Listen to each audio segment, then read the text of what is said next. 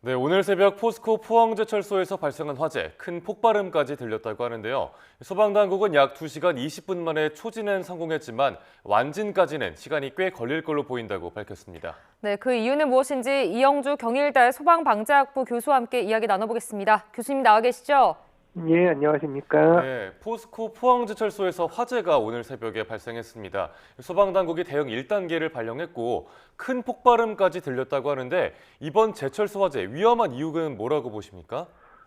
기본적으로 제철소 같은 경우는 이제 고온을 사용하는 공정들이 굉장히 많거든요. 그래서 화재 위험 관점에서 본다 그러면은 다른 생산 공정보다는 훨씬 위험도가 높다고 할 수가 있고요. 또 화재가 발생했을 때도 워낙에 열들을 많이 사용하는 이런 설비들이 많기 때문에 화재 확산이라는 이런 부분들도 빠르게 발생할 가능성도 있다 이렇게 보이고요. 또 제철 과정에서 필요로 하는 연료라든지 또 공정 과정에서 발생하는 가연성 가스 이런 것들을 고려한다 그러면 화재 위험성 높다 이렇게 보겠습니다. 다만 이제 또 하나는 이렇게 현장에서의 화재 위험성도 높긴 합니다만 또 한편으로는 이렇게 제철소 화재 이런 것들로 인해서 이제 공정이 중단되는 경우로 본다 그러면 용광로 자체가 이제 이를테면 이제 멈추게 되고 그럼 그 안에 이제 용용되는 금속이라든지 슬래그 이런 것들이 이제 굳어져서 상당히 이제 고착되거든요. 그래서 다시 이런 부분을 재가동할 때까지 상당히 많은 시간들이 필요로 하기 때문에 또 2차 피해, 생산 차질이라든지 이런 것들이 발생할 수 있는 이런 가능성도 있습니다. 네, 교수님, 이 발화 지점인 삼파이넥스 공장 용광로 설비라고 합니다.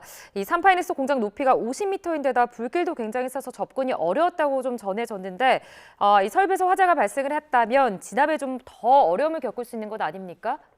예, 맞습니다. 사실은 이제 용광로에서 화재가 발생을 하게 되면 화재로 인해서 용광로에서 이제 용융된 금속이 이제 흘러내리거나 주변으로 튈 수도 있어서 화재 확산의 위험도 있고요. 또 이제 고온의 용광로 혹은 용융된 금속에 이렇게 이제 물이 이제 주수를 해서 물이 직접 닿는 그런 과정에서 수증기가 굉장히 다량으로 발생해서 화상이라든지 또 폭발의 위험성도 분명히 있거든요. 또 공간 구조가 굉장히 좀 복잡하기 때문에 접근이 용이하지 않은 점, 또 그리고 이제 이 진압하는 대원들이 이제 고온이라든지 유독가스에 노출될 가능성도 있어서 빠르고 적극적인 진압이 좀 어려운 부분들도 있습니다. 네. 다행히 화재 발생 약 2시간 20분 만에 초진에는 성공을 했지만 완진까지는 시간이 상당히 걸릴 걸로 예상이 된다고 하는데 그 이유는 어떤 건가요?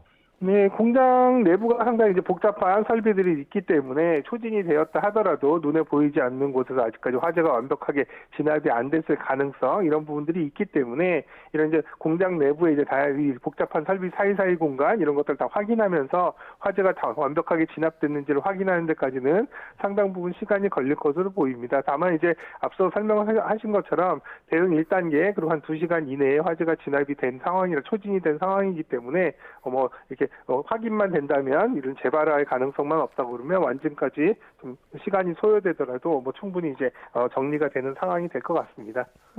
교수님은 그 현장 목격자들은 폭발음이 들리고 또 10km 밖에서 진동까지 느껴질 정도였다 이렇게 또 말을 했습니다.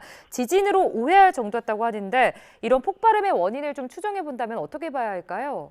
예, 지금 현재까지는 아직 이제 현장 확인도 해야 될 상황이긴 합니다만 지금 파이낸스 공정 자체가 이를테면 이제 직접 이렇게 이제 제철을 하는 이런 용광로 설비이기 때문에 이런 과정에서 발생하는 이제 가스라든지 기타 이제 여러 가지 가연물에 이제 착화가 돼서 이제 폭발로 이어지는 이런 상황이 발생했을 가능성도 있고요.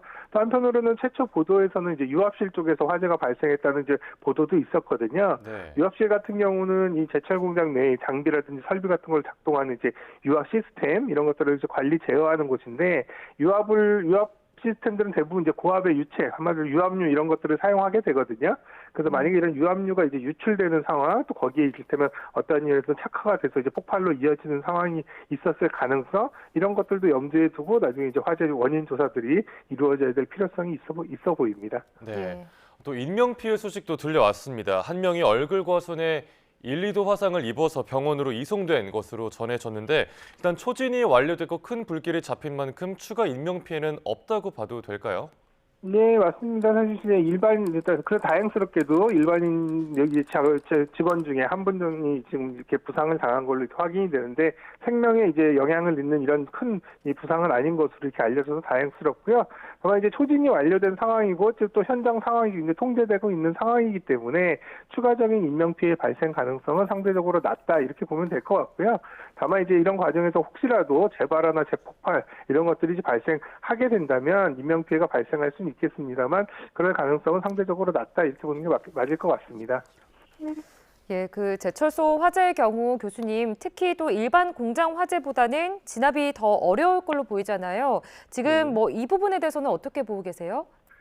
예, 뭐 이미 이제 진압이 이제 어느 정도 이루어졌기 때문에 뭐 이런 이제 어려울 것에 대한 부분들을 언급하는 건 좀 이제 뭐 부적절하긴 합니다만 그럼에도 예. 불구하고 일반적인 제철소 화재에서 발생을 했을 때 앞서 설명드린 것처럼 이제 용광로라고 하는 뜨거운 이제 이 용융된 금속들을 다루는 이런 공정이나 과정에서 이런 것들은 직접 물을 주수하는 데 상당히 좀 위험한 상황들이 발생할 수가 있거든요. 그래서 이제 이런 진압의 어려움이라든지 또 그 안에 이제 가연성 가스 혹은 또 연료 혹은 또 이제 가연성 물질들이 상당히 많은 부분들 예. 설비가 복잡하다 보니까 화점에 정확하게 이제 진압을 하거나 주수하기 좀 어려운 현장 상황 또 공장 내에 이렇게 이제 접근성이 어렵다는 점 뭐 이런 것들을 종합적으로 고려해 본다면 일반적인 다른 현장에서의 화재보다는 진압이 상당히 좀 어려울 수 있다 이렇게 보겠죠.